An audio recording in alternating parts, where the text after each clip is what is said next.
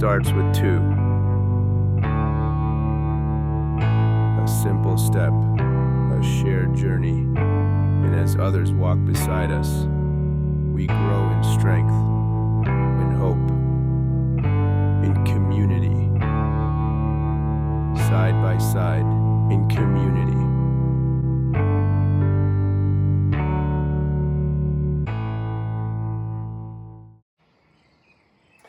Isaiah 54:2.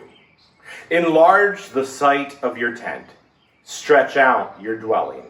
Do not hold back. Greetings, friends, and welcome to our very first weekly side-by-side in community devotional. My name's Pastor TJ McCabe, and each week we'll spend just a few minutes together reflecting and growing and walking side by side in faith.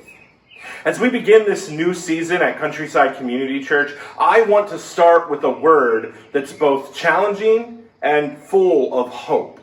That word is welcome. It's difficult to be welcoming.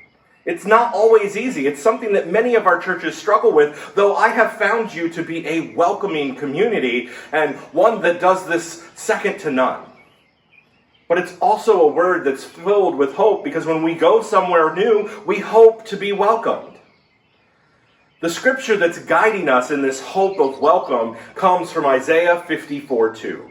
It reads, "Enlarge the site of your tent and stretch out your dwelling. Do not hold back." That verse is an invitation, not just to grow outwardly, but to grow inwardly, to deepen and expand the way that we live, the way that we love, and the way that we make room for each other. In fact, it reminds me of a song that's in the green worship and song hymnal from the United Methodist Church. The hymn is written by Mark Miller, and the hymn is entitled "Draw the Circle Wide." The refrain says it best. Draw the circle wide, draw it wider still. Let this be our song. No one stands alone, standing side by side. Draw the circle wide, draw the circle wide. That's exactly the kind of community that I believe we are called to build as the church. A church where no one stands alone, where the circle is always stretching out wider and wider, and not for the sake of having numbers, but for the sake of community and kindness and compassion and love. Now, if we're honest with ourselves, stretching can be uncomfortable. Just like growth always comes with a cost. The church often stops growing when we get too comfortable with what we are, when we don't start to innovate and to try new things, but to say, this is how we've always done things. But the church grows when we become courageous, when we become more open-hearted and more welcoming and more spirit-led. So as we begin this journey together, I'm not asking us to get anything perfect. Certainly not everything perfect. And I hope that you'll bear with me, because I'm certainly not going to get things perfect either. I'm just asking that in all that we do together, that we strive to draw that circle just a little wider each and every day. You see, I once served a church that locked its doors right as the worship began. Now, one week, a woman who was chronically late came and found the doors locked, and she couldn't get into worship. Another church that I know of has signs in their bathroom asking people to turn the lights off as they leave the bathroom. But for someone that's new to that congregation and needs to use the restroom, they don't know where the light switch is, or even that the light switch is on the outside or on the inside of the room. And I question, is it even their job to have to turn lights on and turn lights off if they're new to your community?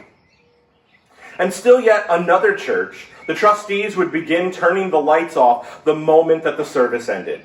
People felt rushed and hurried out of the space, and if you lingered even briefly, you could find the doors locked before you even left the building.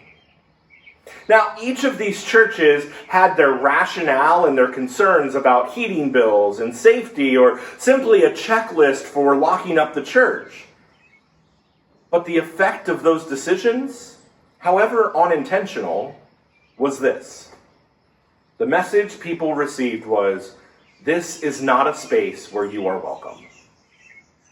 And so as we begin our life together here at Countryside, may our actions and our decisions be led by the guiding principle from Isaiah 52. Do not hold back. Let every choice that we make ask the questions, does this build community? Does it widen the circle? Does it make someone seem more seen or more loved or more welcome? Let's invite one more person to church. Let's leave one more seat open beside us. Let's keep working at stretching and growing and building the type of community that Christ has called us to build.